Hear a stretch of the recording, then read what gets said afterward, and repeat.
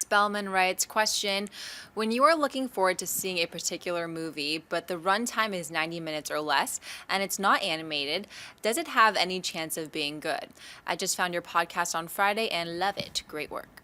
Oh, well, thanks we're so glad that you found us.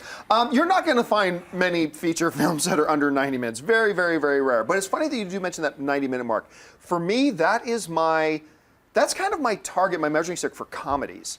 For me, comedies are best when they're between that 80 between that 90 and maybe 110-minute mark at most. Mm-hmm. Because, with comedies, you don't have to spend time developing the emotional ties between this and this. You just get to the funny. And if you do get to the funny really well, you don't want to outwear it, So I find I like my comedies really nicely snuggled. Actually, probably more between 90 and 100 minutes where I like them.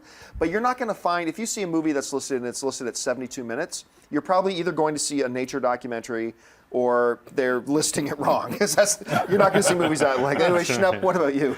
Right, any movie that's like, running time, 82 minutes, avoid. Like The Plague, it's like, we couldn't figure out how to tell the story. Right. It's like, it's riddled with nightmares and bad decisions. Just end it. See, we can't just make the credits 40 minutes. It's like all kinds of problems. But it made me laugh because it was like, that's not animated. And you're like, oh, that's right. If you look at some of the better animated films, like even Batman Year One, I think was like 88 minutes. They had to tag a Catwoman short onto it to try to pad it out. And I loved it. It was a great animated version of Batman Year One. But any movie that's like, I'd love you guys to go out and find like the best 20 movies that are under 90 minutes and please write it down.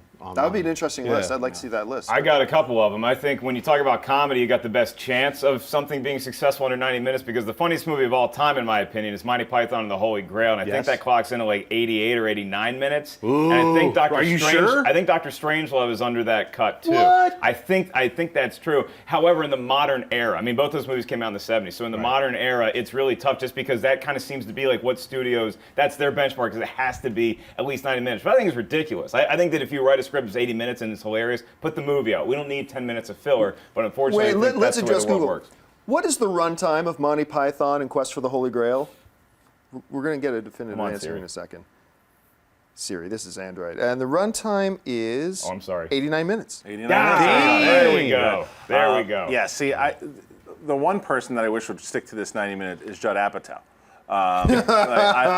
No kidding. Apatow, if he put it together a 90 to 100-minute movie, his movies would be so much better because all of his characters and dialogue, they're great, but then they run. The comedies, I agree with you so much. You don't get that often. Now they're pushing it and pushing and pushing it.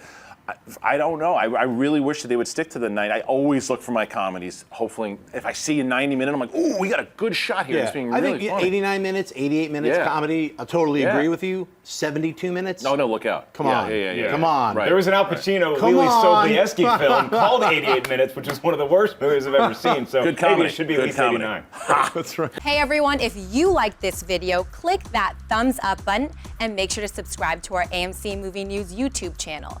It's free and helps you stay up to date with all the latest movie news, as well as our daily AMC movie talk show. Also, make sure that you follow us on Facebook and Twitter to stay up to date with all of our special promotions, contests, and prize giveaways.